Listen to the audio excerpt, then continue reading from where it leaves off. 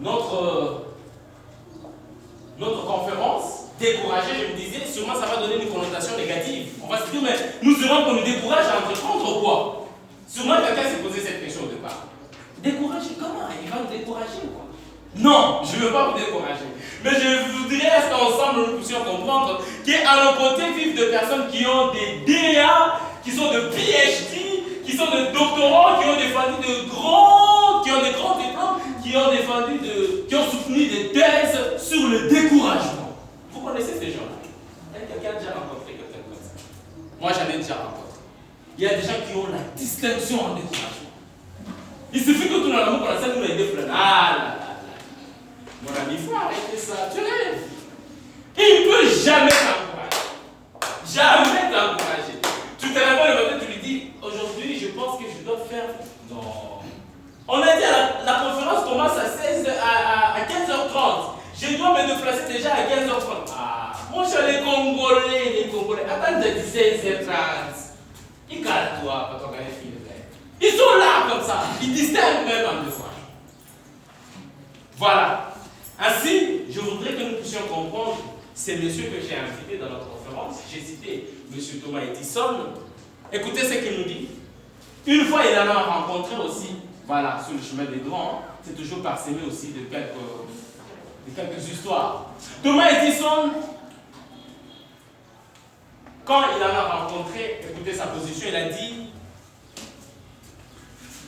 une fois quelqu'un est venu pour se moquer de lui, il lui a dit, mais monsieur, jusqu'ici, tu n'as pas réussi à faire, à aboutir à ton projet.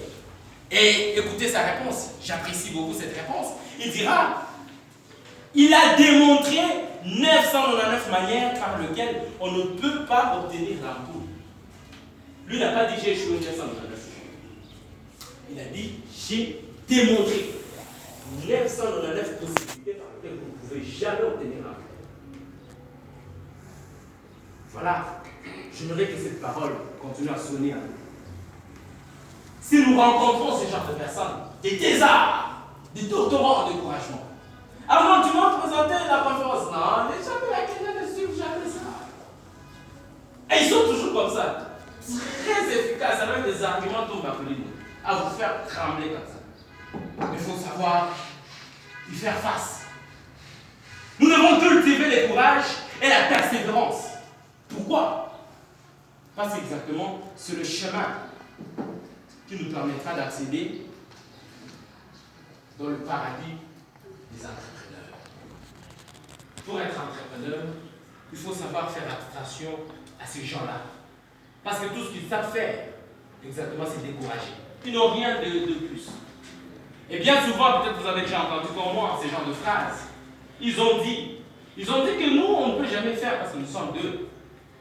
Il semblerait que quand tu fais ça, tu ne pourrais jamais atteindre ça. Nous croyons que ces genres de choses, ces genres de mots, vous les avez déjà entendus sûrement. Mais exactement, ce sont des genres de mots qu'il faudrait éviter parce que ce sont des poisons qui tuent vos projets. Ce sont des poisons qui tuent vos idées. Il faudrait les éviter si cela est possible. Alors je veux vous révéler quelque chose. Quelque chose qui émane de ce genre que j'appelle des thésards en découragement. Des gens qui ont soutenu des thèses en découragement. Et j'appelle ça la bonne nouvelle. C'est quoi cette bonne nouvelle? C'est que ceux qui disent dans la plupart des cas, ceux qui nous découragent dans la plupart des cas, sont ceux-là qui ne font absolument rien. Si vous avez déjà compris. Ce sont des gens qui, eux-mêmes d'abord, n'ont pas cette expérience.